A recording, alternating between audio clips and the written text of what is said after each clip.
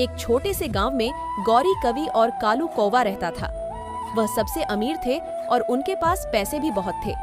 उसी गांव में कुछ पक्षी गरीब भी थे, तो कभी भी उनके पास कुछ खाने के मांगने के लिए आते थे। तो गोरी कवि और कालू कौवा तो थोड़ा समझदार था, लेकिन गोरे कभी कुछ नहीं देती थी, क्योंकि वह गांव में सबसे अमीर थी, इसलिए उसको घमंड थी। गौरी कवि और कालू कौवा के घर के पास में इस गांव में एक बंटी नाम का कबूतर रहता था और उनकी पत्नी, वह भी अच्छे घर से थे। अमीर थे, लेकिन वह किसी भी गरीब को और किसी की भी मदद करते थे, क्योंकि वह गरीबी से निकल न तो उनको गरीबों की हालत जानते हैं, तो वह किसी की भी मदद कर देते थे।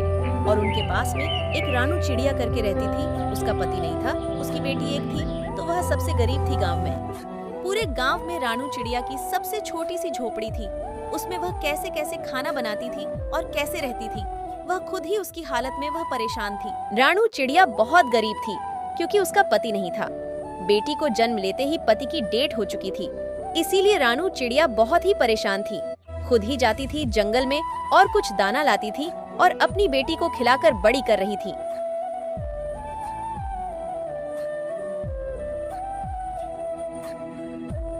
फिर क्या, रानू चिड़िया सुबह उठकर कुछ खाना बना लेती, नाश्ता, फिर अपनी बेटी को अच्छे खिला देती। उसके बाद में फिर से उसकी बेटी सो जाती तो अच्छी उसको सुला देती, कुछ लोरी ओरी गा के।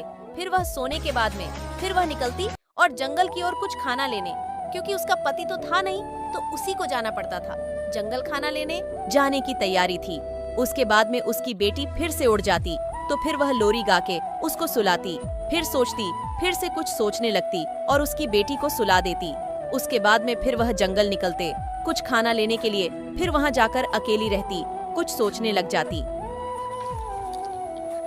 हे भगवान, इस जंगल में तो कुछ दाना भी नहीं मिल रहा, मैं कहाँ से ढूंढूंगी, मैं क्या करूँ, मुझे कुछ समझ में नहीं आ रहा। मैं एक काम करती, दूसरे जंगल में निकलती और फिर वह चिड़िया वहाँ से दूसरे जंगल में आती, यहाँ भी खाना नहीं मिला।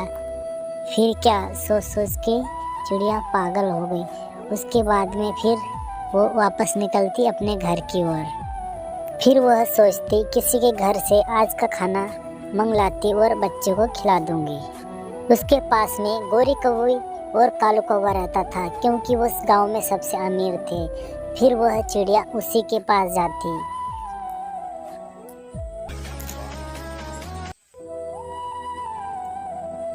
अरे रानू चिड़िया, आओ, कैसे आना हुआ आपको?